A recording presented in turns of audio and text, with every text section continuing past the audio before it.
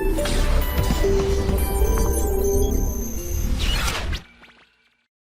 Dear students, hope lecture 1 and 2 आपको अच्छे से समझ आया होगा।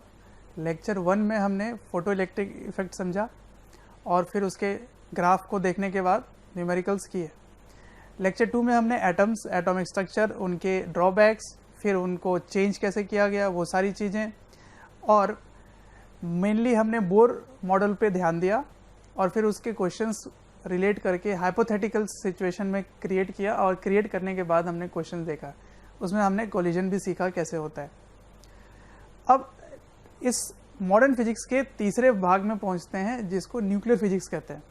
मतलब पहले हमने सीखा कि एटम होता है, एटम के अंदर क्या क्या होता है ये हमने सीखा, एटॉमिक मॉडल कैसे कैसे बना वो हमने सीखा। अब इस चैप्टर में हम सीखेंगे कि एटम के अंदर जो न्यूक्लियस होता है उसके बारे में क्या बात है, क्या उसकी स्टेबिलिटी है, कैसे उसमें और चीज़ें होंगी, वो सब इन्वेस्टिगेट करेंगे इसमें। ठीक है, तो आप इसको, इस वीडियो को ध्यान से देखें और लास्ट तक बिल्कुल देखें।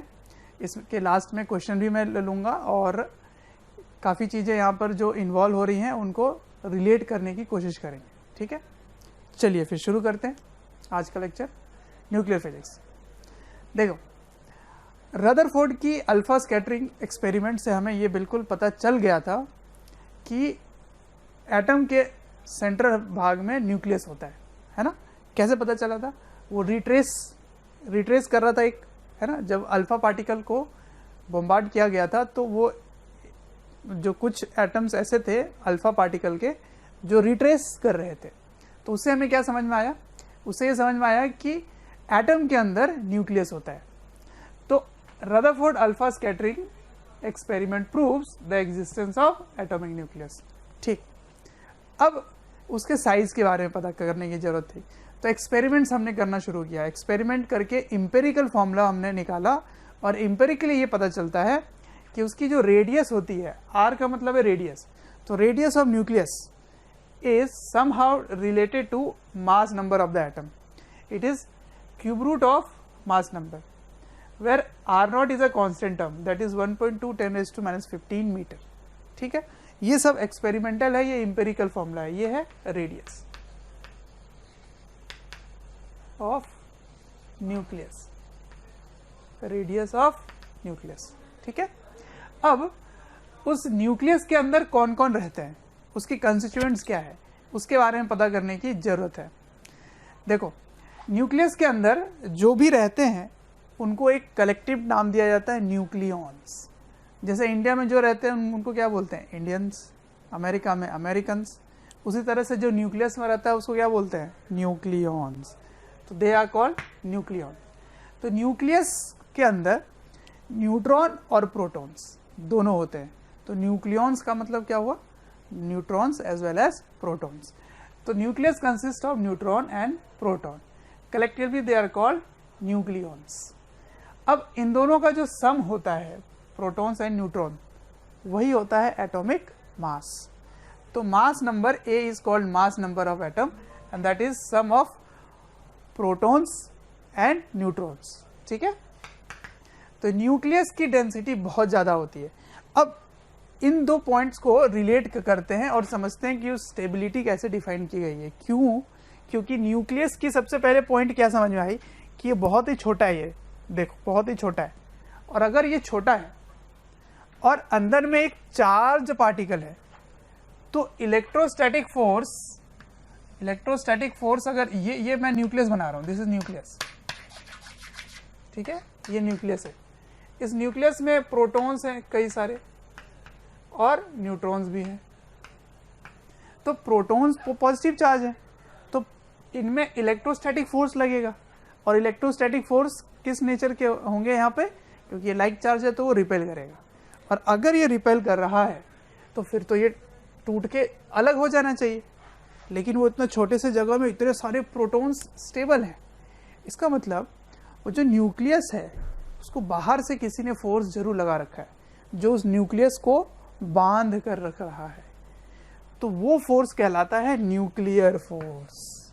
न्यूक्लियर फोर्स, तो this force is the strongest force that exist in nature. तो nuclear force is very strong force. ठीक है, और ये शॉर्ट रेंज फोर्स है, बहुत ही कम दूरी तक ही ये फोर्स एक्सपीरियंस हो सकता है। ठीक, अब सुनो इस बात को, ये जो न्यूक्लियर फोर्स है जो उस बाउंड्री को ऐसे बाउंड करके रखा हुआ है, वो न्यूक्लियर फोर्स चार्ज के इंडिपेंडेंट है। चाहे उस न्यूट्रॉन हो, न्यूट्रॉन में कोई चार्ज नहीं होता, या प्रोटॉन्स हो उसमें चार्ज होते हैं, या एक चार्ज है और एक अनचार्ज है, किसी भी टाइप के पार्टिकल की चार्ज पे डिपेंड नहीं करेगी। इसका मतलब ये इंडिपेंडेंट ऑफ चार्ज है। तो प्रोटॉन और प्रोटॉन में जो फोर्स एग्जिस्ट करेगी, प्रोटॉन और न्यूट्रॉन में जो फोर्स एग्जिस्ट करेगी, और न्यूट्रॉन न्यूट्रॉन में जो फोर्स एग्जिस्ट करेगी, तीनों बराबर होगा, और ये फोर्स न्यूक्लियर फोर्स है। आपको लग रहा होगा कि सर इसमें तो इलेक्ट्रोस्टैटिक फोर्स भी लगेगा क्योंकि ये दोनों चार्ज पार्टिकल है। हाँ, बिल्कुल सही बात है, लेकिन मैं न्यूक्लियर फोर्स की बात कर रहा हूँ, न्यूक्लियर फोर्स। अब इसमें इलेक्ट्रोस्टैटिक फोर्स भी लग रहा है तो नेट फोर्स बिल्कुल कम हो जाएगा, लेकिन मैं न्यूक्लियर फोर्स की बात कर रहा हूँ, न्यूक्लियर फोर्स तीनों में बराबर लगेगी। ठीक है, तो this is attractive in nature, लेकिन हमेशा अट्रैक्टिव नहीं रहेगा। अगर आप इस डिस्टेंस से और कम डिस्टेंस तक पहुंचते हैं, कम डिस्टेंस तक, तो वो रिपल्सिव इन नेचर होगा। ठीक है, तो ये है point. If distance is less than 0.5 10⁻15 metre, 0.5 10⁻15 metre, then that force becomes repulsive in nature. ठीक, तो फिर कितना होना चाहिए न्यूट्रॉन, कितना प्रोटॉन होना चाहिए तो एक न्यूक्लियस को स्टेबल रहने के लिए? क्योंकि ज़्यादा अगर प्रोटॉन्स हो गए तब तो वो रिपेल होने लगेंगे, बहुत ज़्यादा रिपल्सिव फोर्स डोमिनेट हो जाएगी। ठीक है, तो इसके बारे में अब समझते हैं कि स्टेबिलिटी ऑफ न्यूक्लियस कैसे डिटरमाइन होगी। ठीक है, तो कॉपी कर सकते हैं। तो स्टेबिलिटी देखने के लिए नंबर ऑफ न्यूट्रॉन्स और प्रोटॉन्स कितने होने चाहिए न्यूक्लियस के अंदर, ये हम इन्वेस्टिगेट करते हैं। देखो, अगर न्यूट्रॉन्स और प्रोटॉन्स की संख्या बराबर है तो ये एक लाइन ले लेते हैं, n = z। ठीक है, n = z। तो नंबर ऑफ न्यूट्रॉन्स z का मतलब क्या है, जितने नंबर ऑफ प्रोटॉन्स होंगे उतनी ही वैल्यू z की होगी, तो z का मतलब प्रोटॉन समझ लेना। तो न्यूक्लियस जो है वो यहाँ तक n और z बराबर वैल्यू लेकर चलते हैं। ठीक है, उसके बाद फिर धीरे धीरे न्यूट्रॉन्स की जो वैल्यू है वो ज़्यादा होती है, तो इधर n is greater than z होता है। ठीक है, n is greater than z for stable nucleus. तो फॉर स्टेबल न्यूक्लियस इनका एक रेशियो होता है, n/z इज इक्वल्स टू 1.6, ये इनका रेशियो होता है। ठीक है, तो आप इसको देख सकते हो, जैसे ऑक्सीजन के लिए देखो, ऑक्सीजन के लिए, तो ऑक्सीजन के लिए न्यूट्रॉन्स और प्रोटॉन्स की काउंटिंग 8-8 होते हैं, है ना। लेकिन आयरन में अगर देखा जाए, आयरन, तो आयरन में न्यूट्रॉन्स की काउंटिंग ज़्यादा होगी प्रोटॉन्स के मुकाबले। तो जैसे जैसे थोड़ी हैवी न्यूक्लियस की तरफ बढ़ते हैं, न्यूट्रॉन्स की काउंटिंग प्रोटॉन से ज़्यादा होने शुरू हो जाती है। तो ये स्टेबिलिटी का रेशियो है, n/z 1.6 के आसपास होना चाहिए। 1.6 होगा तो वो न्यूक्लियस स्टेबल होगा। ठीक है, अब ये जो न्यूक्लियर फोर्स है, ये nuclear force attractive in nature क्यों होता है? तो इसका रीज़न युकावा अपनी थ्योरी में दिया था कि इस कंसेप्ट को समझना, इस पॉइंट को, कि सपोज आप बॉल फेंक कर अपने फ्रेंड के पास पहुंचाना चाहते हैं, तो जब आप फेंकेंगे तो आपको एक रिपल्सिव फोर्स जैसा फोर्स फील होगा। ठीक है, जब आप फेंक रहे होंगे तो आपको पीछे की तरफ फोर्स फील होता है, तो वो एक रिपल्सिव फोर्स की तरफ फील होगा। लेकिन अगर आपका फ्रेंड आपसे ऐसे स्नैच करके लेके जाए, ऐसे छीन करके लेके जाए, तो वो फोर्स अट्रैक्टिव इन नेचर होगी। देखो, अगर वो ऐसे खींच रहा है, स्नैच कर रहा है, तो अट्रैक्टिव इन नेचर होगी। तो यही कंसेप्ट एटम के अंदर न्यूक्लियस के साथ भी होता है। दो न्यूक्लियस आपस में एनर्जी जो है, या उनके बीच में जो कंस्टिट्यूएंट पार्टिकल्स है, वो पाई मेसॉन होता है। पाई मेसॉन के फॉर्म में वो एक दूसरे से कन्वे करते हैं, या एनर्जी एक्सचेंज होता है। ठीक है, तो वो स्नैच करके ले लेते हैं, एक न्यूक्लियस से दूसरे न्यूक्लियस से एनर्जी जो है वो स्नैच करके होती है पाई मेसॉन के फॉर्म में, तो constituent particles is pi meson, that is why this nuclear force is attractive in nature. ठीक है, वेरी इंपॉर्टेंट पॉइंट। तो ये हो गया। अब हम समझेंगे आगे कि न्यूक्लियस को स्टेबल करने के लिए कितनी एनर्जी की जरूरत पड़ेगी, दैट इज बाइंडिंग एनर्जी। उसको या तो तोड़कर बाहर निकालने में कितनी एनर्जी चाहिए या उसको बनाने में कितनी एनर्जी लगी होगी, दैट इज बाइंडिंग एनर्जी पढ़ेंगे आगे। ठीक है, कॉपीज। ऑलराइट, तो शुरू करते हैं बाइंडिंग एनर्जी के बारे में जो डिस्कशन करते हैं। बाइंडिंग एनर्जी के बारे में मैंने आपको बताया कि it is the energy required to separate all the nucleons, मतलब न्यूक्लियस के अंदर जो कंस्टिट्यूएंट पार्टिकल्स हैं उनको सेपरेट करने के लिए कितनी एनर्जी चाहिए, वो क्या होगा, बाइंडिंग एनर्जी। ठीक है, अब जरा इसके मैथमेटिकल वैल्यू को फाइंड करते हैं। मैथमेटिकली कितनी होगी इसकी वैल्यू, देखो अभी अभी मैंने आपको बताया कि मास नंबर क्या होता है, number of protons plus number of neutrons. ठीक है, mass number equals to number of protons plus number of neutrons. ठीक है, अब मुझे मास ऑफ न्यूक्लियस चाहिए, मास ऑफ न्यूक्लियस चाहिए। तो मास ऑफ न्यूक्लियस के लिए हमें ऐसा लगता है कि उसके अंदर में जितने लोग हैं उनका मास निकाल दो, वही मास ऑफ न्यूक्लियस हो जाएगा। मतलब mass of nucleus can be written as mass of proton plus mass of neutron. ठीक है, पर ये एक्चुअली ट्रू नहीं है, ये इक्वल नहीं होता है। ठीक है, ये इक्वल नहीं होता। क्यों? क्योंकि ये ऑब्जर्व होता है कि जब प्रोटॉन्स और न्यूट्रॉन्स मिलकर जब न्यूक्लियस बना रहे होंगे तो कुछ एनर्जी का लॉस हो जाता है। ठीक है, कुछ एनर्जी का लॉस हो जाता है। इसका मतलब कि न्यूक्लियस की जो एनर्जी है, न्यूक्लियस की जो मास है, वो मास कम होता है। ठीक है, as compare to the total mass, the collective mass of protons and neutrons. तो ये होगी, ये बात ट्रू है। ठीक है, तो अगर मुझे ये पता करना है कि कितना मास लॉस हो गया, क्योंकि यही मास लॉस हो रहा है, अब वो मास किस फॉर्म में लॉस हो रहा होगा, तो आइंस्टीन ने कहा था कि मास एनर्जी में कन्वर्ट हो जाता है। मास एनर्जी इक्विवेलेंस पता है आपको, तो वही एनर्जी बाइंडिंग एनर्जी के फॉर्म में हमें मिलता है। ठीक है, तो means mass escapes out in form of energy, mass escapes in form of energy called mass defect. जो मास कम हो जाता है उसे कहते हैं मास डिफेक्ट। ठीक है, और एनर्जी कैसे निकालेंगे, डेल्टा एम सी स्क्वायर, इसी को क्या बोलेंगे, बाइंडिंग एनर्जी। तो बाइंडिंग एनर्जी क्या होता है, मास डिफेक्ट इनटू सी स्क्वायर। सी क्या है, सी वही हमारा स्पीड ऑफ लाइट है। ठीक है, अच्छा अब इस डेल्टा एम की वैल्यू जरा निकाल के देखते हैं क्या आता है। चलो, तो इसको ध्यान से देखो, मैंने क्या बोला कि ये दोनों इक्वल नहीं है, इसका मतलब ये ज़्यादा है और वो कम है, तो इनका डिफरेंस निकाल लो, वही तो है डेल्टा एम। तो डिफरेंस मैंने लिख दिया है, z नंबर ऑफ प्रोटॉन्स है। ठीक है, टोटल नंबर ऑफ प्रोटॉन्स कितने हैं, z, और एक मास प्रोटॉन का क्या है, mp, एक मास प्रोटॉन का mp है, तो उसको मल्टीप्लाई कर दो तो टोटल मास हो जाएगा। ठीक है ना, न्यूक्लियस के अंदर जो है, और एक न्यूक्लियस का मास है mn और टोटल की कितने हैं n, तो उसको मल्टीप्लाई कर दो तो हो जाएगा टोटल मास। सही है, तो टोटल को जब न्यूक्लियस के मास से सब्ट्रैक्ट करेंगे तो जो डिफरेंस आएगा उसे क्या बोलेंगे, मास डिफेक्ट। क्लियर है, ओके। अब नंबर ऑफ न्यूट्रॉन्स कैसे निकलता है, वो होता है mass number minus atomic number, तो ए माइनस जेड मैंने लिख दिया यहाँ पे। अब मैं कुछ यहाँ पे थोड़ा सा सब ऐड और सब्ट्रैक्ट कर रहा हूँ। किससे ऐड सब्ट्रैक्ट कर रहा हूँ मैं, मास ऑफ इलेक्ट्रॉन से। मास ऑफ इलेक्ट्रॉन को ऐड भी कर रहा हूँ, सब्ट्रैक्ट भी कर रहा हूँ। तो उस एटम के लिए जेड नंबर ऑफ इलेक्ट्रॉन्स थे, क्योंकि वो टोटल न्यूट्रल है, तो जितने प्रोटॉन्स उतने ही इलेक्ट्रॉन्स। तो जेड एम ई को प्लस किया और जेड एम ई को माइनस भी किया। क्लियर, ठीक है। अब जेड एम पी, ये इसके जगह लिख दिया मैंने ए माइनस जेड।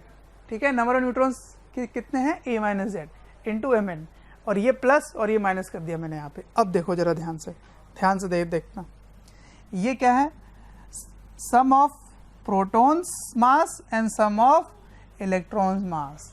अब बताओ, प्रोटॉन्स और इलेक्ट्रॉन्स का सम, क्या वो मास ऑफ हाइड्रोजन के इक्वल होगा, हाँ बिल्कुल होगा। तो यहाँ से Z मैंने कॉमन ले लिया और इसके अंदर Mp प्लस Me है, तो क्या मैं लिख सकता हूँ मास ऑफ हाइड्रोजन, बिल्कुल। और ये हो गया A माइनस Z Mn। अब इस चीज़ को देखो, न्यूक्लियस का जो मास है उसमें आप, थैंक यू डियर स्टूडेंट्स हमें ढेर सारा प्यार देने के लिए। डेली हज़ारों स्टूडेंट्स हमारे वीडियोस से लाभ उठा रहे हैं, उनको काफ़ी बेनिफिट पहुंच रहा है हमारे वीडियो लेक्चर से। आपसे एक रिक्वेस्ट है कि डिस्क्रिप्शन बॉक्स पे एक लिंक है, उस लिंक को क्लिक करें और अपनी एनरोलमेंट सुनिश्चित करें। और साथ ही जिनको स्टडी मटेरियल या फिर डाउट सेशन चाहिए वो प्रीमियम कोर्सेज के लिए भी एनरोल कर सकते हैं। हमने इलेक्ट्रॉन का मास जोड़ दिया तो वो तो पूरे एटम का मास हो गया फिर, क्योंकि एटम में क्या क्या है, प्रोटॉन, न्यूट्रॉन्स, इलेक्ट्रॉन्स। और न्यूक्लियस के साथ साथ और क्या बचेगा, बस सिर्फ इलेक्ट्रॉन बच गया। तो अगर न्यूक्लियस के मास में आप टोटल इलेक्ट्रॉन का मास जोड़ दो तो वो एटम का मास हो जाएगा। तो माइनस मास ऑफ एटम, ठीक। तो यही हो गया आपका डेल्टा एम, ये है मास डिफेक्ट। तो मास डिफेक्ट का एक तरह का फॉर्मूला बन गया। अब बाइंडिंग एनर्जी कैसे लिखेंगे, तो बाइंडिंग एनर्जी होगा, यही पॉइंट जो मैंने यहाँ लिखा है वही बाइंडिंग एनर्जी है। तो binding energy is equals to delta M C square, ठीक है। अब इसको मैं सॉल्व करके बताता हूँ कि कैलकुलेशन के लिए हमें कौन सी वैल्यू लेनी है और सिंप्लीफाइड फॉर्म क्या है, ठीक। कॉपी। ओके, तो हम बाइंडिंग एनर्जी की तरफ बढ़ रहे थे और बाइंडिंग एनर्जी की मैथमेटिकल फॉर्मूला की तरफ बढ़े हैं। तो वहाँ हमने क्या सीखा कि binding energy is delta M C square, है ना।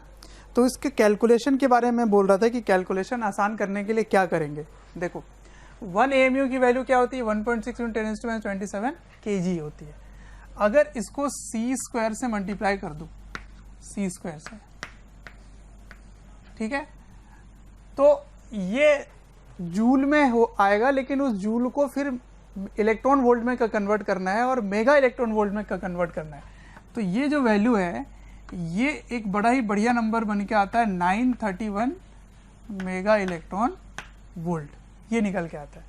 तो अब से बाइंडिंग एनर्जी का फॉर्मूला हमारे लिए क्या हो गया, सिर्फ आप मास डिफेक्ट कैलकुलेट कर लो। मास डिफेक्ट किस में, AMU में ही, और वो सी स्क्वायर से मल्टीप्लाई हो जाएगा तो 931 आ जाएगा अपने आप ही। तो इसको 931 से मल्टीप्लाई कर देंगे तो आपका आंसर मेगा इलेक्ट्रॉन वोल्ट में आ जाएगा। तो बाइंडिंग एनर्जी निकालने के लिए आपसे क्या करना है, just calculate mass defect and multiply it with 931 mega electron volt, ठीक है। एक बात। दूसरी बात, जितनी ज़्यादा बाइंडिंग एनर्जी होगी उतना ही स्टेबल होगा, मतलब उसको सेपरेट करना उतना मुश्किल पड़ेगा, तो उतना ही स्टेबल न्यूक्लियस होगा। तो मोर बाइंडिंग एनर्जी मोर स्टेबिलिटी। अब एक टर्म आगे मिलेगा आपको, बाइंडिंग एनर्जी पर न्यूक्लियन।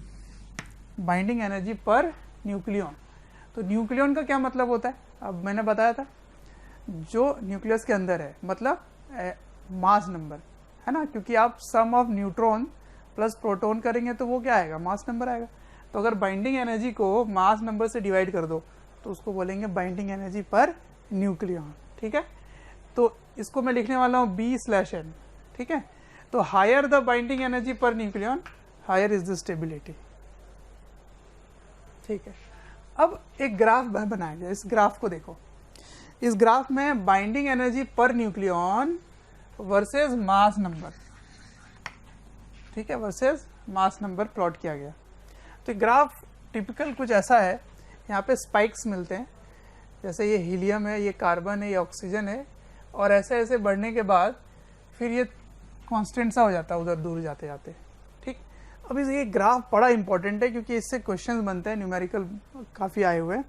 इस क्वेश्चन को, इस कंसेप्ट को समझते हैं। देखो ये ऑब्जर्व होता है कि 56 मास नंबर के आसपास सबसे ज़्यादा बाइंडिंग एनर्जी होती है, ठीक है। तो बाइंडिंग एनर्जी पर न्यूक्लियन जितनी ज़्यादा होगी उतना ही ज़्यादा स्टेबल होगा। तो सोचो अगर हम लेस स्टेबल एटम से मोर स्टेबल एटम की तरफ जाएंगे, अगर लेस स्टेबल एटम है वहाँ से मोर स्टेबल की तरफ बढ़ रहे हैं, तो एनर्जी आपको मिलेगी, क्योंकि लेस स्टेबल है वो स्टेबल होना चाहेगा और वो कैसे होगा, एनर्जी कम करके, एनर्जी कम करेगा मतलब एनर्जी लिबरेट करेगा बाहर, ठीक है। तो if we move from less stable atom to more stable atom then we can expect energy. इसको अब आपको मैं एक छोटा सा एग्जांपल से बताता हूँ, बिल्कुल छोटा सा, इस पॉइंट को समझना कि ए, अगर ए से कहीं कंफ्यूज ना कर जाओ मास नंबर से, तो अगर पी एक एटम है जो टूटकर क्यू प्लस आर हो रहा है, ठीक है, तो ये 200 इसकी थी, 200 मास नंबर थी, जो कि 100 मास नंबर में स्प्लिट हो गया, ठीक है, ये मास नंबर है। अब गिवन है कि ये जो इसकी एनर्जी थी वो 7.5 mega electron volt per nucleon per nucleon था, ठीक है, मेगा इलेक्ट्रॉन वोल्ट, और इसकी 8 मेगा इलेक्ट्रॉन वोल्ट, ठीक है। तो मैं सिंपल से एग्जांपल समझाना चाहता हूँ, इसकी टोटल एनर्जी क्या हुई कि पर न्यूक्लियन इतनी है, न्यूक्लियन टोटल कितने हैं 200, तो 7.5 को 200 से मल्टीप्लाई करो तो क्या आंसर आ गया 15 मेगा इलेक्ट्रॉन वोल्ट, ठीक है। अब इनको देखो, ये क्या हो रहा है 800, ये होगा 800, ये भी होगा 800, तो टोटल कितना हो गया 1600 मेगा इलेक्ट्रॉन वोल्ट। तो देखो बाद में जब वो निकल रहे हैं तो एनर्जी ज़्यादा मिल रहा है ना, इसका मतलब आपको एनर्जी मिल रहा है। जब भी एक हैवी है, देखो ये 200 is a heavy one, heavy से जब वो लाइटर की तरफ बढ़ता है तो उसकी बाइंडिंग एनर्जी पर न्यूक्लियन ज़्यादा है, ठीक है, तो टोटल एनर्जी देखो तो ज़्यादा हो गई, इसका मतलब आपको एनर्जी एक्स्ट्रा मिल रही है। पहले 1500 था, अब 1600 मिल रहा है, मतलब एनर्जी मिल रहा है। इसका मतलब अगर यहाँ से यहाँ जाए तो क्या बाइंडिंग एनर्जी पर न्यूक्लियन बढ़ रहा है, बिल्कुल, और यहाँ से यहाँ जाए तो क्या बाइंडिंग एनर्जी पर न्यूक्लियन बढ़ रहा है, हाँ बिल्कुल बढ़ रहा है। तो यही कंसेप्ट न्यूक्लियर फिजन और फ्यूजन में लगता है, ठीक है। इसमें देखो हैवी न्यूक्लियस से लाइटर न्यूक्लिया की तरफ बढ़ेगा तब भी एनर्जी एक्सपेक्ट कर रहे हो आप, और लाइटर न्यूक्लियस से हैवी न्यूक्लियस बनेगा तब भी आप एनर्जी एक्सपेक्ट कर रहे हो। तो इधर वाले को कहते हैं न्यूक्लियर फिजन और इधर वाले को कहते हैं न्यूक्लियर फ्यूजन, ठीक है, nuclear fusion and this is nuclear fission, ठीक। अब इसके बारे में आगे पढ़ेंगे और इसके न्यूमेरिकल्स देखेंगे कैसे आएंगे। तो ये ग्राफ बड़ा इंपॉर्टेंट है, इसको समझो फिर से, और बाइंडिंग एनर्जी पर न्यूक्लियन कैसे निकालते हैं ये पॉइंट भी इंपॉर्टेंट है कि मास डिफेक्ट इंटू 931 से मल्टीप्लाई कर दो तो बाइंडिंग एनर्जी निकल आएगा, और पर न्यूक्लियन अगर है तो उसको मास नंबर से डिवाइड किया जाता है, ठीक है, कॉपी। ओके स्टूडेंट्स, तो हमने देखा कि बाइंडिंग एनर्जी पर न्यूक्लियन क्या होता है, उसमें हमने ग्राफ देखा, ग्राफ से समझ में आया कि बाइंडिंग एनर्जी में फिजन और फ्यूजन कैसे होता है। कोशिश ये रहती है कि बाइंडिंग एनर्जी पर न्यूक्लियन जितना हाई होगा स्टेबिलिटी उतनी हाई होगी। तो आगे बढ़ते हैं और न्यूमेरिकल के अप्रोच को देखेंगे। इसमें न्यूक्लियर रिएक्शंस कैसे होंगे, न्यूक्लियर रिएक्शन जो हैं उनमें सबसे पहले होगा न्यूक्लियर फ्यूजन। फ्यूजन का मतलब क्या होता है, फ्यूजन का मतलब दो छोटे न्यूक्लियस कंबाइन करके हैवी न्यूक्लियस बनाएंगे, ठीक है। जैसे सन में क्या होता है, दो हाइड्रोजन फ्यूज करके हीलियम न्यूक्लियस की तरफ बढ़ने लगता है, ड्यूट्रॉन बनता है पहले, ड्यूट्रॉन से फिर हीलियम न्यूक्लियस की तरफ बनता है, जिसके कारण एनर्जी बहुत ज़्यादा रिलीज होती है।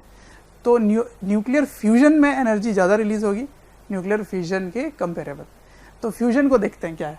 फ्यूजन में दो लाइटर न्यूक्लियर फ्यूज करके हैवी न्यूक्लियस बनाते हैं। एक एग्जांपल ले लिया मैंने कि दो जो हाइड्रोजन एटम है वो प्रोटियम बना रहा है, ठीक है, और कुछ एनर्जी भी रिलीज हो रही है। ये बस सिंपल सा एग्जांपल लिया मैंने। न्यूक्लियर फिजन में क्या होगा, हैवी न्यूक्लियस ब्रेक करेगा लाइटर न्यूक्लियर में। तो हैवी न्यूक्लियस में यूरेनियम सबसे बेस्ट एग्जांपल है। यूरेनियम के बारे में आपने सुना होगा। हैवी न्यूक्लियस को जब वेरी फास्ट मूविंग न्यूट्रॉन से बॉम्बार्ड करते हैं तो उसके न्यूक्लियस से पहले उसकी एनर्जी हाई होती है, उसके बाद फिर हैवी इससे भी थोड़ी सी लाइटर न्यूक्लियाई में ब्रेक करके वो बन जाएंगे। तो ये भी एक एग्जांपल है, बेरिलियम और क्रिप्टॉन, ठीक है। साथ ही साथ कुछ न्यूट्रॉन्स भी निकल के आ रहे हैं। अब ये क्या करेंगे, ये फिर से इनको ब्रेक करेंगे। ब्रेक करके और छोटा बनाएंगे, या फिर अगर ये अभी भी बचा हुआ है, यूरेनियम अगर बचा हुआ है अभी भी, तो ये न्यूट्रॉन मूव करके इसको ब्रेक करेंगे और ये एक तरह का चेन रिएक्शन चालू हो जाएगा। तो चेन रिएक्शन भी यहाँ पे आता है, जब तक ख़त्म ना हो जाए तब तक ये होता ही रहेगा, ये ब्रेक होता ही रहेगा। ठीक है, तो यूरेनियम से न्यूक्लियर फ्यूजन कराते हैं और एनर्जी काफ़ी मिलती है। इस एनर्जी को हम कंस्ट्रक्टिव यूज़ में भी ले सकते हैं, जैसे इलेक्ट्रिसिटी प्रोड्यूस करने में यूज़ हो सकता है, और nuclear bomb is a destructive application of this, वो इसी एनर्जी को यूज़ करते हैं वहाँ पे। ठीक है, ये हो गई बात न्यूक्लियर फ्यूजन और फ्यूजन की। ये काफ़ी एलिमेंट्री है, इस पर कोई डायरेक्ट कोई क्वेश्चन ऐसे नहीं आएंगे। इधर मैं बताता हूँ आपको, न्यूक्लियर रिएक्शन में एनर्जी कितनी रिलीज हुई, ये जरूर आता है, इस बार भी आया था और काफ़ी इंपॉर्टेंट टॉपिक है, आसान भी है। देखो, न्यूक्लियर रिएक्शन जो भी होंगे वो इनमें से दो कैटेगरी में इंफॉर्मेशन गिवन होगी, या तो binding energy per nucleon given होगी या फिर मासेस गिवन होंगे। मैं दोनों ही बता देता हूँ कि कैसे कैसे क्वेश्चंस करोगे आप। Case one binding energy per nucleon given है। ठीक है, ये वाला ले लिया मैंने, this is case one, binding energy per nucleon. तो suppose this is a reaction, मैंने एलिमेंट्री एग्जांपल कोई भी ले लिया है। अगर P plus Q R plus S देता है, ये केमिकल रिएक्शन नहीं है, न्यूक्लियर रिएक्शन है। ठीक है, ध्यान रखना।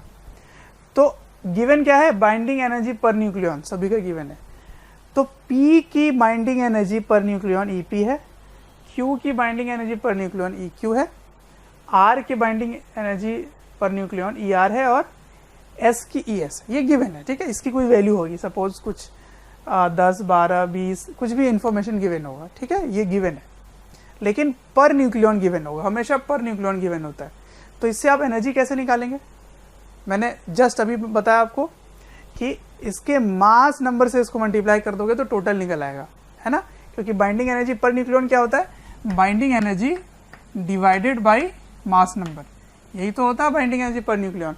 तो बाइंडिंग एनर्जी अगर आपको चाहिए तो इसको A से मल्टीप्लाई कर दो, पर न्यूक्लियन अगर गिवन है, binding energy per nucleon given है तो A से मल्टीप्लाई कर दो, तो ये आ जाएगा टोटल बाइंडिंग एनर्जी।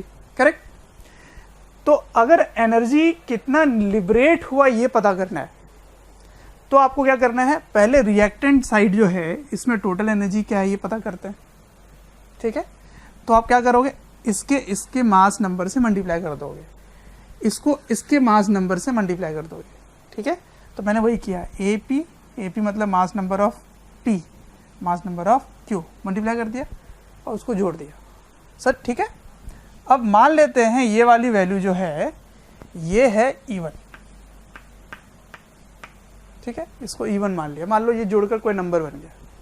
ठीक, अब प्रोडक्ट साइड भी यही करेंगे, ER को इसके मास नंबर से मल्टीप्लाई करेंगे, S को इसके मास नंबर से मल्टीप्लाई करेंगे, तो मैंने मल्टीप्लाई कर दिया। अब इसकी वैल्यू हम मान लेते हैं कि ये है E2। ठीक है, अब एनर्जी रिलीज क्या होगा, तो यहां से जो आंसर आया E2 उसको E1 से सब्ट्रैक्ट कर दोगे। ठीक है, तो बिल्कुल सिंपल, ये हो गया आंसर, इतनी एनर्जी निकल के आई है, E2 माइनस E1। अब केस 2 ले लेते हैं, सपोज मासेस गिवन है, इनके मासेस गिवन है। अब यहाँ थोड़ी सी डिफरेंस होगी, यहाँ आपको मास डिफेक्ट कैलकुलेट करना पड़ेगा, और मास डिफेक्ट से बाइंडिंग एनर्जी कैसे निकलता है, डेल्टा M इंटू C²। लेकिन कैलकुलेशन के लिए मैंने क्या बताया आपको कि जब उसको मल्टीप्लाई करते हैं तो एक नंबर बन के आ जाता है 931 मेगा इलेक्ट्रॉन वोल्ट। ठीक है, तो सिर्फ आपको मास डिफेक्ट इस रिएक्टेंट प्रोडक्ट से मास डिफेक्ट आपको निकालना है और उसको 931 से मल्टीप्लाई कर देना है। ठीक है, तो मास डिफेक्ट क्या होगा, mass of P plus mass of Q, ये हो गया रिएक्टेंट का मास। तो ये मास इस मास से ज़्यादा होगा, क्यों, क्योंकि इसके मास ब्रेक होके क्या बन गया है, एनर्जी बन गया है ना। तो MP plus MQ minus MR plus MS, तो ये डिफरेंस आ गया मास डिफेक्ट। मास डिफेक्ट को 931 से मल्टीप्लाई कर दो तो आ जाएगा Q वैल्यू, इसको Q वैल्यू भी बोलते हैं, या एनर्जी आ जाएगी। ठीक है, तो इसका एक न्यूमेरिकल क्वेश्चन में ले लेता हूँ इलस्ट्रेशन समझाने के लिए। ठीक है, कॉपी कर, चलो फिर एग्जाम्पल लेते हैं। एग्जाम्पल देखो, न्यूक्लियर रिएक्शन का एग्जाम्पल है, ये एक हाइपोथेटिकल सिचुएशन है जिसको क्रिएट करके मैंने क्वेश्चन बनाया है। क्वेश्चन में ये है कि एक स्टार है, स्टार के अंदर, जैसे सन में मैंने बताया आपको, उस स्टार के अंदर ये ड्यूट्रॉन जो है, यहाँ पर ये ड्यूट्रॉन दो कंबाइन होकर ट्रीटियम बनता है विथ सम प्रोटॉन, फिर ट्रीटियम फिर से ड्यूट्रॉन के साथ फ्यूज होता है, फ्यूजन हो रहा है और हीलियम बन रहा है, ठीक है, विथ सम न्यूट्रॉन। ये रिएक्शन गिवन है, this is given and the given values are masses, mass of deuteron, mass of neutron, mass of proton, mass of helium is given है, लेकिन यू मतलब AMU है, ठीक है। Okay, find the energy release, first question. Second question सुनो, बड़ा ही important. Suppose stars के पास 10⁻40 ड्यूट्रॉन्स थे, ठीक है, और उनकी पावर रेटिंग जो है वो 10⁶ वॉट है, 10⁶ वॉट है स्टार की पावर रेटिंग। प्यारे बच्चों, जब मैं कमेंट सेक्शन में जाता हूँ तो कुछ ऐसे लाइन हैं, कुछ ऐसे कमेंट्स हैं जो काफ़ी कॉमन है, और वो ये हैं कि सर एक इस चैप्टर का इस टॉपिक के बारे में वीडियो बना दें, या इस टॉपिक को थोड़ा सा इलेबोरेट करके समझा दें। तो प्यारे बच्चों, मैं आपसे रिक्वेस्ट करना चाहता हूँ कि सबसे पहले तो हमारे चैनल को सब्सक्राइब करें और बेल आइकन को हिट करें। इससे क्या होगा कि कोई भी नोटिफिकेशन आप मिस नहीं करेंगे। मैं ये इसलिए कह रहा हूँ क्योंकि जिस टॉपिक के बारे में आप पूछ रहे होते हैं या आप रिक्वेस्ट कर रहे होते हैं, वो हमारे चैनल्स में ऑलरेडी वीडियोज़ हैं। आप अगर चैनल विजिट करेंगे तो प्लेलिस्ट भी बने हुए हैं, और प्लेलिस्ट से आप अपने जो डिमांड है, जो आपके पर्टिकुलर टॉपिक्स है, उनको आप विजिट करके पढ़ सकते हैं। तो आपको टाइम बताना है, find the time when all neutrons are consumed, this is a question. अब सुनो, इन दोनों रिएक्शन को, जब भी ऐसा क्वेश्चन दिया रहेगा, 3 रिएक्शन गिवन होंगे, तो एक इन्फॉर्मेशन नहीं दी होगी, जैसे ट्रीटियम का मास गिवन नहीं है, तो ये 2 इक्वेशन को हम कोशिश करेंगे एक इक्वेशन बनाने का। तो वो कैसे होगा, इनको जोड़ दो, तो जैसे ही जोड़ोगे तो ये कैंसिल हो जाएंगे, है ना, और इधर क्या हो गया, 1 2 3, तो ये 3 हो गए न्यूट्रॉन, 2 1, ठीक है, और इधर क्या आ रहा है, हीलियम, ठीक है, विथ प्रोटॉन एंड न्यूट्रॉन। तो अब हमारे लिए क्वेश्चन ये है, दिस इज द इक्वेशन, ठीक है। अब देखते जाओ, मास गिवन है तो कैसे सिखाया था एनर्जी निकालने, मास डिफेक्ट कैलकुलेट करो, ठीक है। तो मास डिफेक्ट कैलकुलेट करते हैं, तो ये आपका रिएक्टेंट है और ये प्रोडक्ट है, तो मैंने इसको इसके मास से माइनस कर दिया है, ठीक है।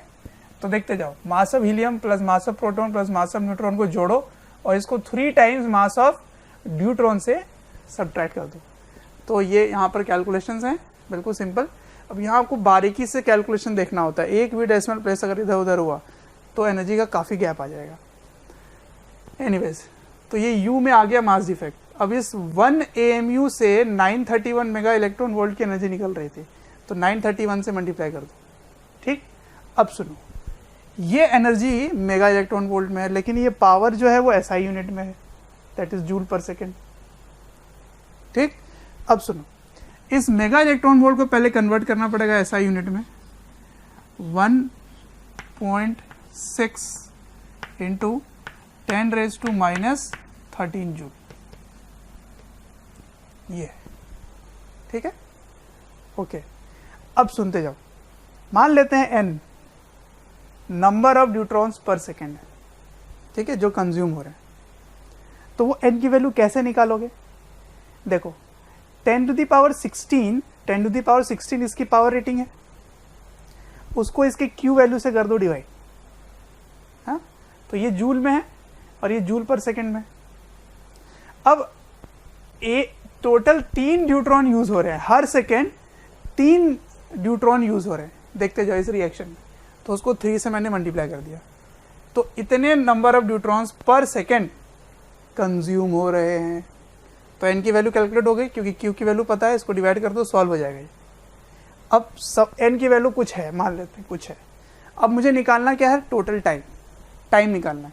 तो आपके पास न्यूट्रॉन है कितने, 10⁻40 पर सेकेंड, कितना खपत हो रहा है, कितना यूज हो रहा है, कितना कंज्यूम हो रहा है, n, तो उसको n से डिवाइड कर दो, टाइम निकल आएगा, ठीक है। तो ये था क्वेश्चन, इसको देखो एक बार, एनालाइज करो, काफी इंपॉर्टेंट है। तो स्टूडेंट्स हम आगे देखेंगे कि न्यूक्लियस अनस्टेबल क्यों होता है, क्या कारण ऐसा है जो अनस्टेबिलिटी होती है, और उस अनस्टेबिलिटी को दूर कैसे करता है ये न्यूक्लियस। ठीक है, तो देखते हैं why there is instability. Number one reason is excessive size. Nucleus का साइज बहुत बड़ा हो गया है, तो बड़ा होने से क्या होगा, देखते हैं क्या होगा। देखो, अगर एटॉमिक नंबर 82 से ज़्यादा जितने भी एटम्स होंगे वो सब अनस्टेबल होंगे। मतलब ये लेड का है, तो लेड से जितने ज़्यादा एलिमेंट्स हैं वो सारे अनस्टेबल हैं। ठीक है, ऐसा क्यों हो रहा है, इस क्यों का जवाब देखते हैं। जो न्यूक्लियस है हैवी एटम्स के जो न्यूक्लियस हैं उसमें कई सारे प्रोटॉन्स हैं ऐसे। ठीक है, तो प्रोटॉन्स हैं तो यहाँ पे न्यूट्रॉन्स भी हैं। ठीक, और इनको न्यूक्लियर फोर्स अट्रैक्ट करके स्टेबल बना रखा था। अब अगर साइज बढ़ना शुरू होगा तो अब जितने नए न्यूट्रॉन्स आएंगे, ये उसको मैं ऐसे इससे दिखा देता हूँ, इसको ऐसे सर्कल बना देता हूँ। ठीक है, जितने आएंगे वो दूर दूर रहेंगे, ये बाउंड्री में रहेंगे, तो इनके बीच का जो न्यूक्लियर फोर्स है और इनके बीच का जो न्यूक्लियर फोर्स है वो कम होने लगेगा, क्योंकि डिस्टेंस से न्यूक्लियर फोर्स कम होने लगता है। ठीक है, तो अब न्यूक्लियर फोर्स कम और इलेक्ट्रोस्टैटिक फोर्स ज़्यादा हो जाएंगे, तो इसीलिए ये अनस्टेबल होना शुरू हो जाएगा। तो एक रीज़न ऐसा हुआ कि साइज़ न्यूक्लियस की ज़्यादा होगी तो वो अनस्टेबल होगा। अब ये अनस्टेबिलिटी दूर कैसे करते हैं ये, तो अगर इसके अंदर से कुछ पार्टिकल बाहर आ जाए तो फिर स्टेबिलिटी हो सकती है। ठीक है, अब कुछ ऐसा चीज़ है जो ऐसा रिएक्शन होगा जो एक्सोथर्मिक हो, मतलब हमें एनर्जी देने की ज़रूरत ना पड़े, खुद ब खुद हो जाए। ठीक है, तो वो क्या पॉसिबल है, अंदर से ही पार्टिकल बाहर आ जाए, तभी ये चीज़ अपने आप ही हो जाएगा। तो अंदर से क्या आ सकता है, तो अंदर से प्रोटॉन्स और न्यूट्रॉन्स दोनों ही आएंगे, तभी ये चीज़ पॉसिबल है। ठीक है, तो क्या क्या पॉसिबिलिटी हो सकता है देखते हैं।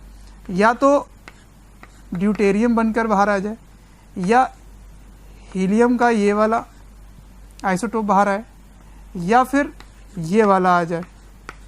तो एक्सपेरिमेंट ये बताते हैं कि इसकी ही पॉसिबिलिटी होती है। ठीक है, तो इसको कहते हैं alpha particle, alpha.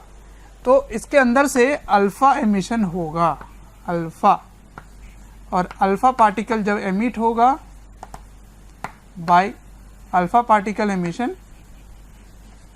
Stability is achieve, stability achieve. ठीक है, तो अल्फ़ा एमिशन क्यों होता है, because of heavy nucleus, because of the size बहुत बड़ा है, उसके अंदर से अगर अल्फ़ा पार्टिकल बाहर आ जाएंगे तो उनकी स्टेबिलिटी बढ़ जाएगी। ठीक है, तो ये एक रीज़न है। अब दूसरा रीज़न, इनएप्रोप्रिएट n/p रेशियो। अगर n/p रेशियो प्रॉपर नहीं है, ठीक है, प्रॉपर क्या होता है, n/p रेशियो 1.6 होना चाहिए, ये मैंने बताया आपको। अब देखते हैं इधर, ये z = n = z लाइन था और ऐसे ग्राफ बनकर आया था, ये इसकी स्टेबिलिटी का मतलब है, मतलब इस लाइन में अगर लाई करेगा तो स्टेबल होगा। लेकिन अगर सपोज यहाँ लाई कर रहा है इधर, तो किसकी वैल्यू ज़्यादा हो गई, n की ज़्यादा हो गई, है ना। तो अगर n is in excess, if neutron is in excess, बहुत ज़्यादा है, तो न्यूट्रॉन को कम करने की ज़रूरत है। अब वो कम कैसे होगा, तो न्यूट्रॉन अगर प्रोटॉन और इलेक्ट्रॉन में कन्वर्ट हो जाए तो स्टेबिलिटी अचीव हो जाएगी। तो देखो, न्यूट्रॉन ही ये टूट कर बाहर निकल रहा है, या न्यूक्लियस के अंदर से ये दोनों चीज़ें बाहर आ रही हैं, तो साथ ही साथ एनर्जी भी निकलता है। और ये जो है ये एंटी न्यूट्रिनो कहलाता है, मतलब एक ऐसा पार्टिकल है जो स्पिन बताता है, स्पिन। ठीक है, तो ये इसका रीज़न ये है कि क्वांटम थ्योरी के अकॉर्डिंग कि सारी एंगुलर मोमेंटम सेम नहीं हो सकती, क्वांटम नंबर सेम नहीं हो सकती, तो उसके कारण ये स्पिन जो है वो स्पिन डिफरेंट होगी। ठीक है ना, ऑपोजिट स्पिन के लिए ये आता है एंटी न्यूट्रिनो। अब एंटी न्यूट्रिनो कब आएगा, जब न्यूट्रॉन कन्वर्ट हो जाता है प्रोटॉन और इलेक्ट्रॉन में। तो इस टाइप के डीके को बोलते हैं बीटा डीके, और क्योंकि इलेक्ट्रॉन बाहर आ रहा है तो बीटा माइनस डीके होगा। ठीक, अब अगर कुछ एटम इसके नीचे लाई कर रहे हैं नीचे, तो प्रोटॉन की काउंटिंग ज़्यादा होगी और न्यूट्रॉन्स की काउंटिंग कम होगी। if proton is in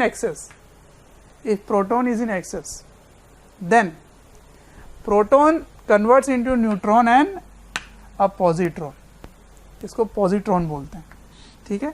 What is a positron?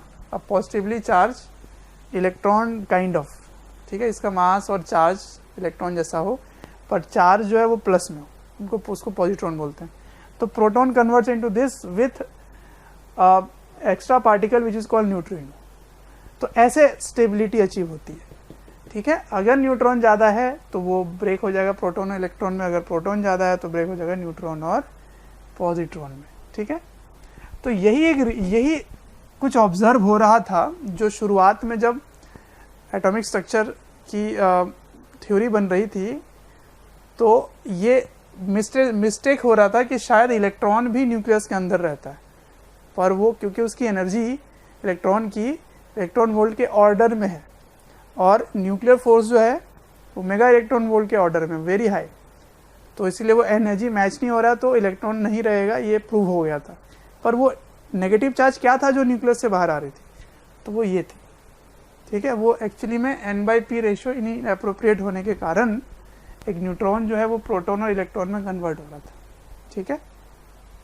अच्छा, अब तीसरा वो देखो कि अगर न्यूक्लियस में प्रोटॉन की काउंटिंग बहुत ज़्यादा है, ठीक है, बहुत ज़्यादा है, तो प्रोटॉन बहुत ज़्यादा है तो पॉजिटिव चार्ज बहुत ज़्यादा है, तो अपना जस्ट नेक्स्ट हायर जो के शेल है उससे इलेक्ट्रॉन को खींच लेता है.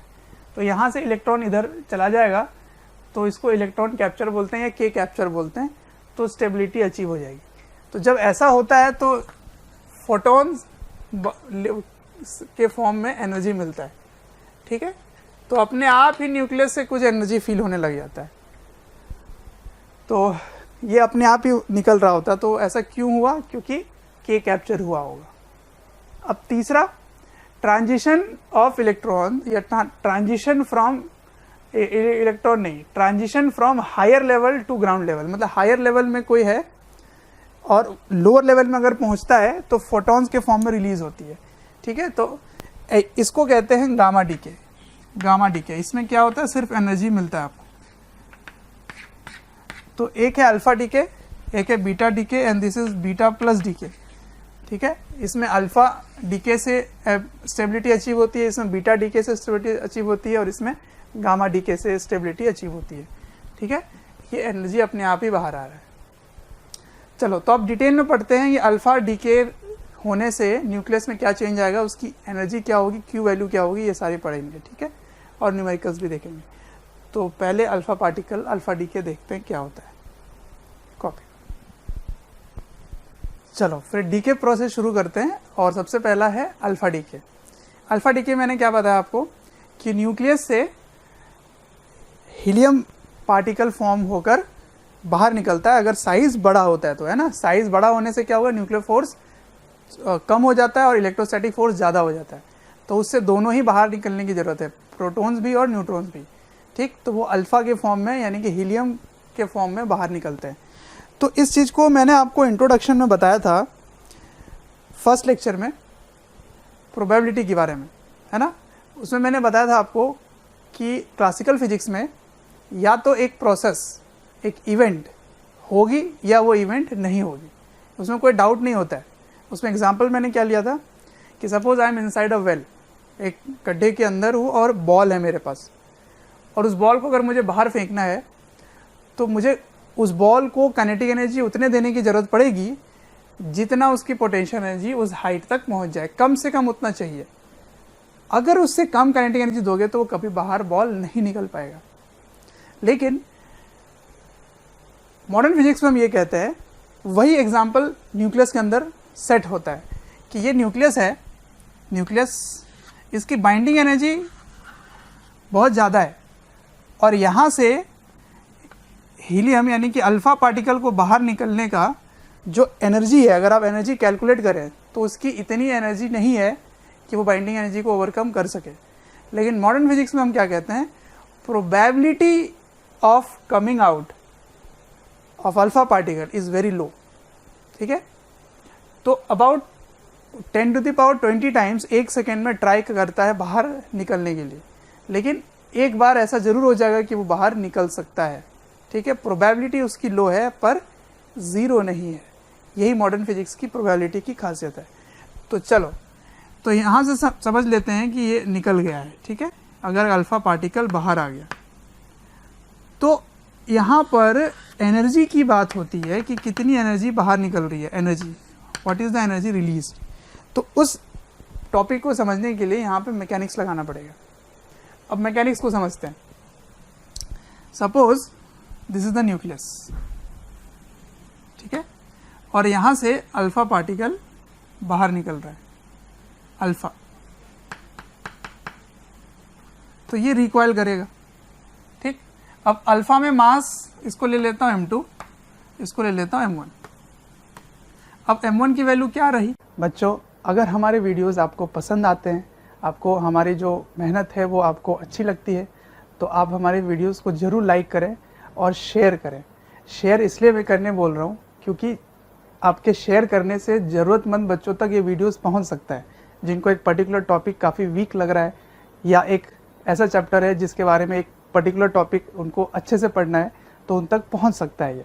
अंत में मैं आपसे यही कहना चाहूँगा कि आपके स्नेह, अफेक्शन, प्यार देखकर हमारी पूरी मोशन की टीम काफ़ी मोटिवेटेड है आपको क्वालिटी कंटेंट देने के लिए। पहले क्या था? A, इस A में से 4 कम हो गया और इसमें 4 है, ठीक है। इसको मैं बाद में यूज़ कर लूँगा, ठीक है। अब सुनो, इनिशियली रेस्ट पे थे दोनों, और अब दोनों इधर जा रहे हैं, दोनों जा रहे हैं, तो रिकॉइलिंग वेलोसिटी डिफरेंट होगी इसकी, ठीक है, लेकिन मोमेंटम कंजर्व्ड रहेगा, है ना। तो number 1, conservation of linear momentum. सबसे पहले इस कंसेप्ट को लगाएंगे, तो क्या लिखेंगे? P initial equals to P final. तो इनिशियल मोमेंटम 0 था, अब इसकी मोमेंटम इधर है P, ठीक, और इसकी मोमेंटम पीछे साइड है P। तो आप क्या कह सकते हैं? दोनों की मोमेंटम, ये P1 है, ये P2 है, तो यहाँ से क्या कह सकते हैं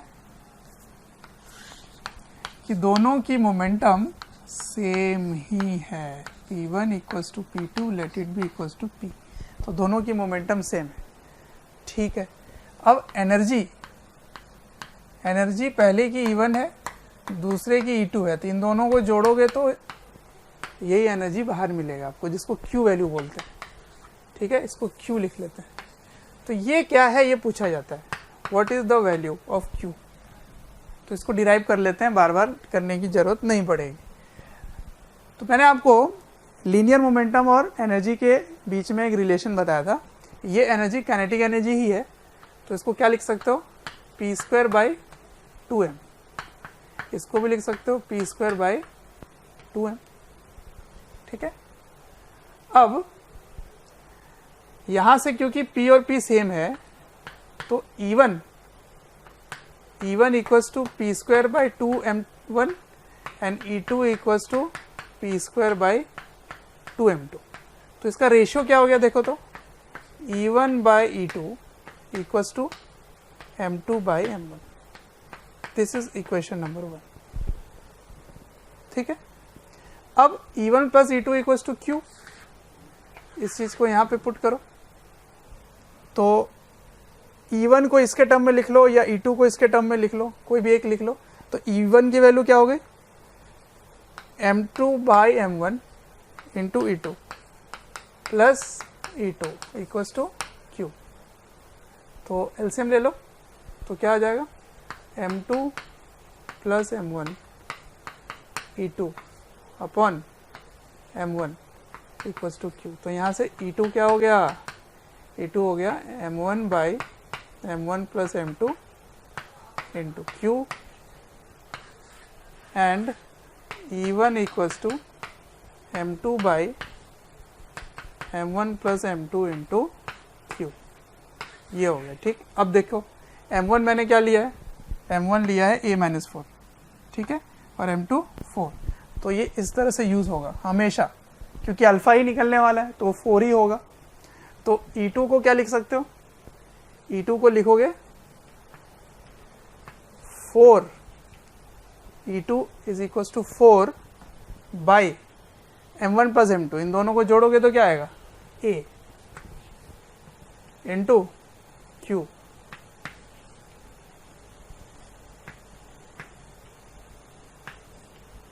और M2 की वैल्यू क्या है, A-4, तो A-4 by A into Q. ठीक है, तो ये रिलेशन आपको याद रखना है।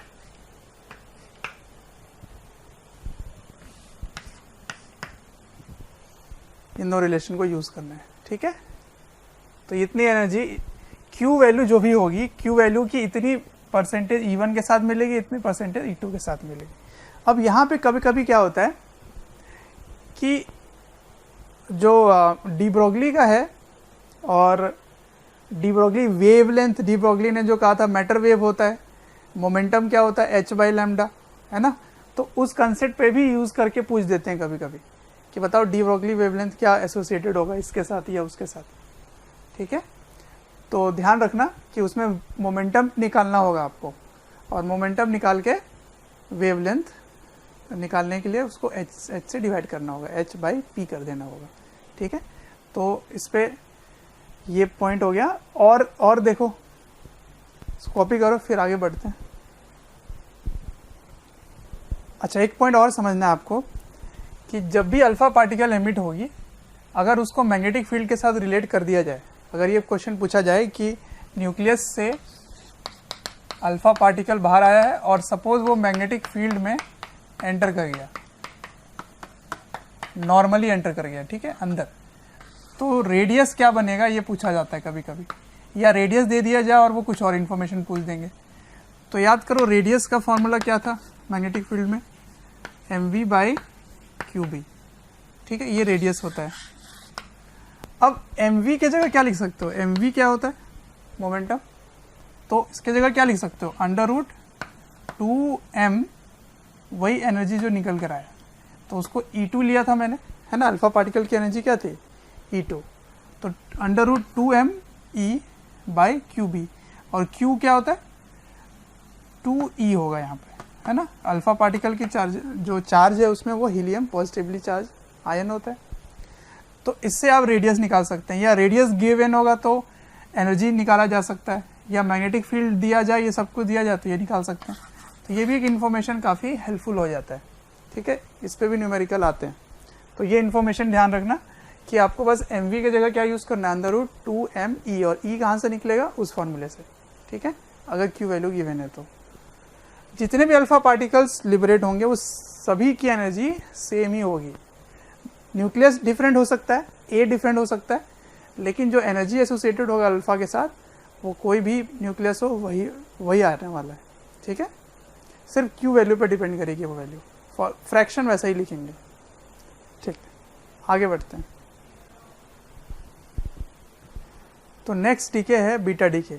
बीटा डीके में क्या होता है, बीटा डीके में दो टाइप के डीके होते हैं, एक होता है बीटा नेगेटिव, एक होता है beta positive, beta minus beta plus. ठीक है, ये इसके बारे में मैंने आपको बताया था। अब उसमें क्या होता है मैंने यहाँ पे बता रखा है पहले ही, उसका एक एग्जांपल देता हूँ। एग्जांपल क्या है, अगर A मास नंबर और Z एटॉमिक नंबर है किसी X पार्टिकल का, तो उससे जब बीटा माइनस डीके होगी तो मास नंबर पे कोई चेंज नहीं आया, है ना, एटॉमिक नंबर पे चेंज आ गया। ठीक है, तो ये एक रिएक्शन है with anti neutrino. Similarly beta plus decay क्या होता है, बीटा प्लस डीके में एक पॉजिट्रॉन बाहर आता है, ठीक है, न्यूट्रॉन के साथ, तो इसकी भी एटॉमिक नंबर चेंज हो गई। ठीक है, एटॉमिक नंबर डिफरेंट आएगी, और इसमें न्यूट्रिनो आएगा, इसमें एंटी न्यूट्रिनो आएगा, तो बीटा डीके में एटॉमिक नंबर चेंज हो जाते हैं। ठीक है, और गामा डीके क्या होता है, गामा डीके मैंने आपको बताया था कि गामा डीके में सिर्फ एनर्जी बाहर आता है, there is no change. Suppose this is X, तो इसमें ऐसे स्टार दे दो, इसका मतलब इसकी एनर्जी बहुत ज़्यादा है, और यहाँ से एनर्जी लिबरेट होने के बाद ये गामा डीके हो रहा है, होने के बाद ये एक्स बन जाएगा, इसकी एनर्जी कम हो गई। ठीक है, ये पॉइंट है। ठीक, ऑलराइट, तो हमने देखा कि न्यूक्लियस की स्टेबिलिटी होने के लिए कभी अल्फा निकलता है, बीटा निकलता है, या गामा हो सकता है। ये सारे न्यूक्लियर रिएक्शंस या न्यूक्लियर एक्टिविटीज़ होते हैं स्टेबिलिटी अचीव करने के लिए न्यूक्लियस को। ठीक है, तो हमने ये देखा कि अगर अल्फा डीके हो रहा है तो वो न्यूक्लियस उस एलिमेंट को ही चेंज कर देता है, है ना, पहले कुछ और एलिमेंट था, अब कुछ और एलिमेंट बन जाएगा। या अगर बीटा भी डीके हो रहा है तो पहले कुछ और एलिमेंट था, बाद में कुछ और एलिमेंट हो जाएगा। तो ये म्यूटेशन हो रही है, चेंजिंग हो जाता है एलिमेंट का। तो इस चीज़ को कहते हैं रेडियो एक्टिविटी। रेडियो एक्टिविटी मतलब अपने आप ही चेंज हो जाना। अब ये रेडियो एक्टिविटी जो प्रोसेस है, ये mutation of element into another है, मतलब एक एलिमेंट दूसरे एलिमेंट में चेंज हो जाता है।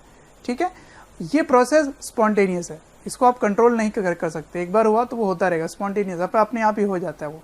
ठीक है, it is spontaneous and it is self destructive. ये खुद ही अपने आप को डिस्ट्रॉय करना शुरू कर देता है, मतलब एक के बाद एक, 2, 3 ऐसे होते होते डिस्ट्रॉय होने लग जाते हैं। इस फैक्टर को होने के लिए एक्सटर्नल फैक्टर पे डिपेंड नहीं करेगा ये, है ना। जैसे ये अगर रेडियो एक्टिविटी आप देखो, रेडियो एक्टिविटी एक्सटर्नल फैक्टर पे डिपेंड नहीं करेंगे, ना टेम्परेचर पे कि ठंडा है तो नहीं होगा, गर्म है तो जल्दी हो जाएगा, टेम्परेचर पे बिल्कुल डिपेंड नहीं करेगा। ठीक है, ना ही प्रेशर पे डिपेंड करेगा, ना ही केमिकल कॉम्पोजिशन पे डिपेंड करेगा कि वो केमिकली कैसे कंबाइंड हुए थे। इन दोनों फैक्टर पे डिपेंड नहीं, इनफैक्ट एक्सटर्नल किसी फैक्टर पे, किसी फिजिकल फैक्टर पे डिपेंड नहीं करते। ठीक है, अब ये जो प्रोसेस है रेडियो एक्टिविटी, ये एक स्टैटिस्टिकल प्रोसेस है। इसका क्या मतलब होता है? स्टैटिस्टिक्स मतलब ये आप chemical kinetic theory of gases में भी हमने पढ़ा था कि अगर बहुत सारे गैस मॉलिक्यूल हैं तो एक गैस मॉलिक्यूल की स्पीड प्रेडिक्ट करना पॉसिबल नहीं है, लेकिन ओवर ए लार्ज पॉपुलेशन अगर आप उसको स्टडी करें, लार्ज नंबर ऑफ ग्रुप पे स्टडी करें, तो आप एवरेज या आरएमएस या उनकी स्पीड के बारे में प्रेडिक्ट कर सकते हैं। उसी तरह से यहाँ पर है कि अगर 1, 2, 3 न्यूक्लियस के बारे में बात हो तो आप प्रेडिक्ट नहीं कर सकते कि कौन सा डीके होने वाला है, अल्फा होने वाला है या बीटा होने वाला है, कौन सा प्रेडिक्ट होने वाला है, ये प्रेडिक्ट नहीं कर सकते। लेकिन ओवर ए लार्ज पॉपुलेशन अगर आप स्टडी करें, सपोज 10⁻12 न्यूक्लियस को आप स्टडी कर रहे हैं और आपने ऑब्जर्व किया कि आधा होने में उसको लेट से 1 घंटा लगता है, 1 घंटे में उसकी न्यूक्लियस आधी हो जाती है, तो आप बोल सकते हैं कि 10⁻15 एटम्स अगर लिया जाए तो उसमें भी यही होगा। ठीक है, तो लार्ज पॉपुलेशन में स्टडी किया जा सकता है। ठीक है, तो ये स्टैटिस्टिकल प्रोसेस है, radio activity is a statistical process. तो उस प्रोसेस को स्टडी करके हमने लॉ बनाया, लॉ ऑफ रेडियो एक्टिविटी। ठीक है, एक्चुअली बैक्यूरेल ने ये काम किया था, हेनरी बैक्यूरेल। ठीक है, तो वो लॉ को पढ़ते हैं। तो रेट ऑफ रेडियो एक्टिविटी या rate of decay is directly proportional to the rate of radioactivity nucleus. कितने न्यूक्लियस बचे हैं उसके डायरेक्टली प्रोपोर्शनल होगा। तो रेट का मतलब क्या है कि न्यूक्लियस का खत्म हो जाना टाइम से, तो खत्म होने का मतलब एक माइनस लगा दो। ठीक है, जैसे टाइम बढ़ेगा न्यूक्लियस कम होंगे। डायरेक्टली प्रोपोर्शनल टू एन को ले लिया मैंने, रेडियो एक्टिविटी न्यूक्लियस। इस डायरेक्टली प्रोपोर्शनल को इक्वल कर दिया और इक्वल के बाद एक कांस्टेंट से मल्टीप्लाई कर दिया। ठीक है, अब देखो यहाँ पर एन को एक साइड ले जाओ और डी टी और लैम्डा को इधर ले जाओ, माइनस को भी इधर ले जाओ, इसको इंटीग्रेट करो। तो जब t = 0 था उस समय न्यूक्लियस की काउंटिंग n0 थी और t पर न्यूक्लियस की काउंटिंग n हो गई। ठीक है, तो अब यहाँ पे लॉग ले, ये dn/n का इंटीग्रेशन क्या होता है? लॉग या ln, नेचुरल लॉग। अब n ln n minus ln n0 ये होगा। ठीक है, तो माइनस का मतलब डिवाइड हो जाएगा। तो अब ये चीज़ समझ पा रहे हैं, बिल्कुल बेसिक इंटीग्रेशन है। अब यहाँ से बेस ये चला जाएगा उधर, तो n = E0 e⁻ λt और ये इसकी ग्राफ हो गई, एक्सपोनेंशियल ग्राफ।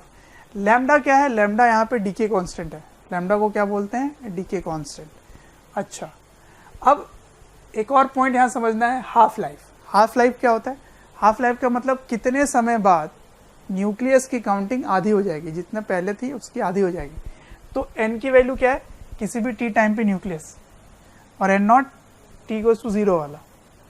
तो n की जगह आपने n/2 रख दिया, क्योंकि कितने टाइम पे आधी होनी है वो आपको फाइंड करना है। तो n0/2 हो गया, इसको सॉल्व करो, कैंसिल हो गया, 1/2। दोनों साइड ln ले लो, दोनों साइड। तो यहाँ क्या आ जाएगा? यहाँ आ जाएगा ln1/2, तो 2 के पावर में -1 वो बाहर आ गया एक, और ये माइनस भी यहाँ है, दोनों माइनस माइनस कैंसिल हो जाएंगे, ये माइनस माइनस कैंसिल हो गए। तो t½ = ln2/λ। ln2 की वैल्यू 0.693/λ। ठीक है, तो ये होता है t½ तो ये है रेडियो एक्टिविटी। अब एक और टाइम के बारे में स्टडी करेंगे, उसको बोलेंगे मीन टाइम। मीन टाइम क्या होगा वो हम फाइंड करते हैं मैथमेटिकली। ठीक फिर इसको क्वेश्चंस देखेंगे। तो मीन लाइफ का मतलब है कि एक न्यूक्लियस ऑन एन एवरेज कितनी देर तक सर्वाइव कर सकता है बिफोर इट डाई आउट, ठीक है, उसे कहते हैं मीन लाइफ। तो it is the average time up to which a nucleus can survive, ठीक। अब देखते जाओ, यहाँ पे प्योर मैथ्स है, इस टाइप के मैथमेटिक्स आपको आना चाहिए, क्योंकि ऐसी इंटीग्रेशन जेईई मेन में गैस को लेकर आया था, ठीक है। तो ये जरा देख लो, इसकी इंटीग्रेशन प्रोसेस देख लो। तो किसी भी टी टाइम पे न्यूक्लियस की काउंटिंग ये होती है, ठीक है। अब डिफ्रेंशिएट कर देते हैं दोनों साइड, तो डिफ्रेंशिएशन करने के बाद ये आ गया, ठीक है ना।